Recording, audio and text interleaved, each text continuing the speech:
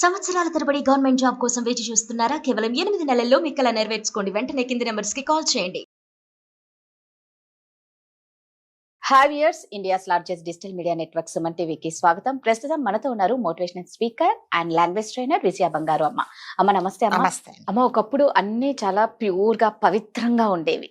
ఒక వాతావరణం కానీ అంటే కలుషితం లేకుండా, కాలుష్యం లేని వాతావరణం అని, ఆ ఫుడ్లలో కలుషితమైన ఆహారం లేకుండా ఒకప్పుడు అన్ని చాలా ప్యూర్ గా ఉండేది. ప్రేమ కూడా అంతే పవిత్రంగా ఉండేది. అతి పవిత్రంగా అతి పవిత్రంగానా? ఇప్పుడున్న కాలంలో ఏం అర్థం కావట్లే. అంటే ఒక మనిషికి గిఫ్ట్స్ కానీ మనీ కానీ ఇచ్చేస్తే అక్కడికి ప్రేమ ఉన్నట్టేనా? అసలు నిజంగా ఒక ప్రేమ పొందాలి అంటే ఎలా ఉండాలి అమ్మ? అంటే ఒకరికి ప్రేమ, మీరు అన్నట్టుగా ప్రేమ అనేది ఎట్లా ఉండాలంటే మనసుతో సంబంధించిందండి.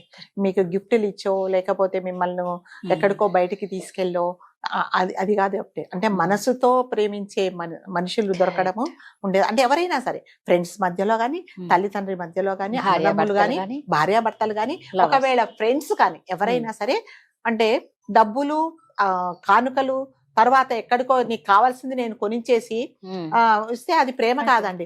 ఇప్పుడు ఒక మనిషి తోడు కోరుకుంటారు.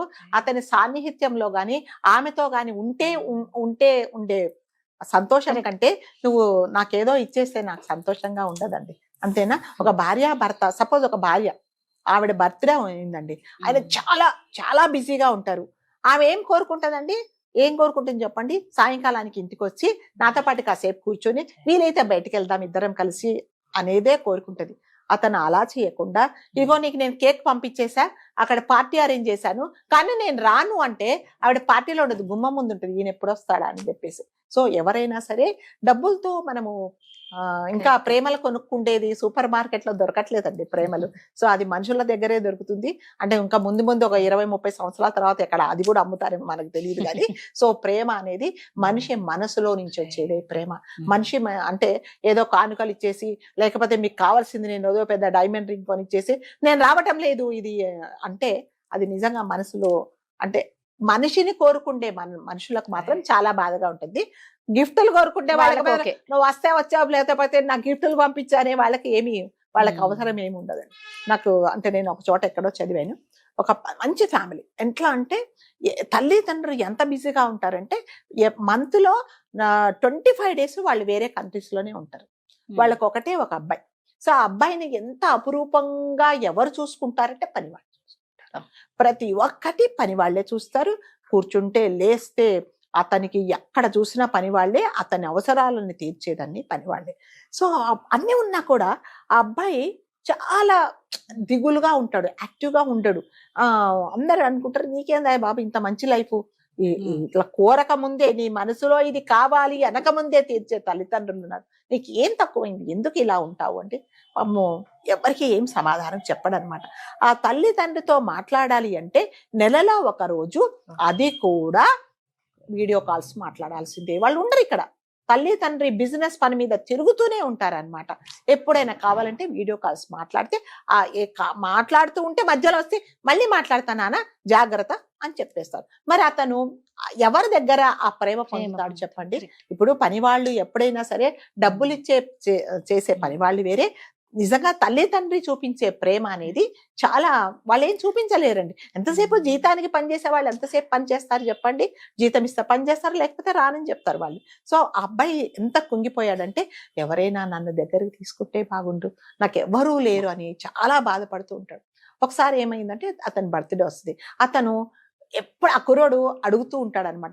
ఒక 14-15 years ఉంటాయి ఆ కుర్రోడికి. అమ్మ ఈసారైనా నా బర్త్డేకి వస్తారా అమ్మా మీరు? తప్పకుండా వస్తాం, ఎన్ని సంవత్సరాల నుంచి లేరు, నాకు ఊహ తెలిసినప్పటి నుంచి నేను ఫ్రెండ్స్ మధ్యలో, పని వాళ్ళ మధ్యలో, రిలేటివ్స్ మధ్యలో జరుపుకున్నా కానీ నేను నీతో అమ్మతో నాన్న మీ ఇద్దరు నా పక్కన లేరు అని చాలా రిక్వెస్ట్ చేస్తాడు. తప్పకుండా వస్తామని చెప్తాడు. అబ్బాయి ఇంకా ఈసారి చూడు, ఈ సంవత్సరం మా నాన్న మా అమ్మ నాతో పాటు ఉంటాడని ఫ్రెండ్స్ అందరికి చెప్తాడు. ఎదురు చూస్తూ ఉంటాడు. ఆడికి కావాల్సిన కేకులు, గిఫ్టులు, ఇంకా వాటినాటి అన్ని పంపిస్తారు వాళ్ళు అప్పుడు అక్కడ ఉండరు. తీరా చూస్తే రారండి. సారీ ఏమనుకోకు, నీకు అన్ని అరేంజ్ చేస్తాను, నువ్వు ఫ్రెండ్స్తో చక్కగా ఎంజాయ్ చేసేసి నేను బాయ్ అని చెప్పి హ్యాపీ బర్త్డే అని చెప్తారు. మరి నిజంగా ఎంజాయ్ చేస్తాడంటే అతను దేని కోరుకుంటున్నాడు? ప్రేమ కోరుకుంటున్నాడు. ఆ ప్రేమ ఎవరిస్తారు? తల్లి ఒళ్ళో కాసేపు పడుకోవాలి, తల్లి పక్కన కాసేపు కూర్చోవాలి, తల్లి తండ్రి చేయి పట్టుకొని బయటికి వెళ్ళాలి అనేది ఉంటది. కానీ ఇవన్నీ ఏమి అక్కర్లేదు. అబ్బాయికి కావాల్సిన తల్లి ప్రేమ. ఆ తల్లి ప్రేమ లేక కొన్ని రోజులకు అబ్బాయి ఏం చేస్తాడంటే సూసైడ్ చేసుకున్నాడు. ఎవరు లేరు, నాకెవ్వరూ లేరు. వెళ్ళేటప్పుడు చనిపోయేటప్పుడు ఒక లెటర్ రాసి పంపాడు, చనిపోయాడు. అప్పుడు తల్లి తండ్రి గుండెలు బాదుకుంటూ వచ్చారు. ఎవరి కోసం కష్టపడుతున్నాను, ఇది నీ కోసమే కష్టపడుతున్నానంటే కుర్రోడు కోసమే కష్టపడుతున్నాను. కానీ ఆ అబ్బాయికి కావాల్సింది మీరు ప్రేమ ఏమి ఇచ్చారు? ప్రేమ ఎంతసేపే డబ్బులు సంపాదించడానికే చేశారు. కానీ కనీసం నెలలో ఒక్కరోజన్నా మీరు ఆ అబ్బాయిని దగ్గర తీసుకొని నేనున్నాను, నేను అమ్మను, నేను నాన్నను అని మీరు చెప్పలేదు. లాస్ట్కి ఏం చేశాడు? మీరు ఎన్ని కోట్లున్నా లాస్ట్కి అబ్బాయి అమ్మ మీరు నాకు అన్ని ఇచ్చారు కానీ తల్లి ప్రేమ తండ్రి ప్రేమ అంటే నాకేమో తెలియదు అని చెప్పేసి చనిపోయాడండి. ఇప్పుడు ఏం చేస్తారు? ఎవరి కోసం డబ్బులు సంపాదిస్తారు చెప్పండి. కాబట్టి ప్రేమతో అంటే డబ్బులతో ప్రతి ఒక్కటి, అంటే డబ్బులు నిజంగా మీరు అన్నట్టుగా ఇంపార్టెంట్, కానీ ప్రతి ఒక్కటి డబ్బులతో మనం ఇది కాదండి. మనసుకు సంబంధించింది ప్రేమ. అంటే గిఫ్ట్లు ఇవ్వగానే సరిపోతుంది అనేది కొంతమంది ఉండొచ్చు. అది ఇప్పుడు ఈ కాలంలో చాలా మంది తయారయ్యారు అట్లాగా. నా బర్త్డే బాయ్ ఫ్రెండ్ ఉంటే నా బర్త్డే అంటే నేను రాలేనంటే పర్లేదు, నువ్వు రాకుండా పర్లేదు నాకు పంపించేసేయి అంటే ఆ అమ్మాయి వాళ్ళ ఫ్రెండ్స్ తో ఎంజాయ్ చేస్తుంది ఉండొచ్చు. కానీ చాలా మంది అంటే నిజంగా ప్రేమ కావాలి అనుకుంటే వాళ్ళు మాత్రం మీరిచ్చే గిఫ్ట్లతోనో, మీరిచ్చే పార్టీలతోనో, మీరు పంపించే వాటితోనో వాళ్ళు సుఖంగా కోరుకుంటారు. అంతే. నీతో కొంచెం టైం స్పెండ్ చేయాలని అంటే ఎవరైనా భార్యలు కూడా కొంతమంది చాలా మంది అండి చాలా బిజీగా ఉంటారు భర్తలు. కానీ తను ఎప్పుడు వస్తాడని ఎదురు చూసి పొద్దున పడ్డ కష్టమంతా మర్చిపోయి తన కష్టాలు సుఖాలు పొద్దు నుంచి ఏం చేసిందో భర్తకు చెప్పుకుందామంటే ఆయన అలసిపోతాడు. ఆ టైం కూడా ఇవ్వడండి. అలాంటప్పుడే భార్యలు తప్పుదారులు పడతారండి. అంతే కదా. ఎక్కడైనా ప్రేమ దొరకకపోతే ప్రేమగా మాట్లాడితే అంతే, ఆ ప్రేమ కోసమే వాళ్ళు వెళ్ళిపోతారు. చాలా మంది ఇంట్లో పిల్లలైనా అంతే కదా. తల్లిదండ్రులు సరిగ్గా ప్రేమ చూపించకపోతే ఎవరు ప్రేమ చూపిస్తే వాళ్ళు వెళ్ళిపోతారు. ఆ ప్రేమ నిజమైందా కాదా అనేది పిల్లల తర్వాత వాళ్ళు తప్పుదారిలో వెళ్ళినప్పుడు వీడు నిజంగానే వీడు ప్రేమగా లేడు, ఏదో నా డబ్బుల కోసమో నా శరీరం కోసమే ఎన్ని రోజులు ప్రేమగా ఉన్నాడు అంటే వాటికి జరగడానికి కారణం తల్లిదండ్రులే. సో ఎప్పుడైతే మన పిల్లల్నే కాదండి ఎవరైనా ఒకరి మీద ఒకరు నిజంగా స్వచ్ఛంగా ప్రేమతో ఉంటే గిఫ్టులు కాదండి, మీరు ఏమి ఇవ్వకండి, దగ్గరికి తీసుకోండి అంతేనా. నేను నీకున్నాను అనే మీరు ప్రేమగా ఉంటే నిజంగా దే ఫీల్ మోర్ హ్యాపీ అండి. సో డబ్బులతో కొనలేనిది ఏంటి అంటే ఇప్పటి వరకు ప్రేమ మాత్రమే. ఆ ప్రేమ స్వచ్ఛంగా ఉండాలి అంటే మీరు వాళ్ళతో నేనున్నాను అని భరోసా ఇవ్వండి. మీరు ఇవన్నీ మీరు ఏమి ఇవ్వకున్నా పర్లేదు, ఈ సంవత్సరం నేను ఏమి ఇవ్వలేనమ్మా నీ బర్త్డేకు, కానీ నీతో ఉంటాను నేను అంటే సంతోషపడతారా? లేకపోతే నాకు అవసరం లేదు నువ్వు వెళ్ళిపో నాకు అది తీసుకొస్తేనే రా అనే వాళ్ళు చాలా తక్కువగా ఉంటారండి.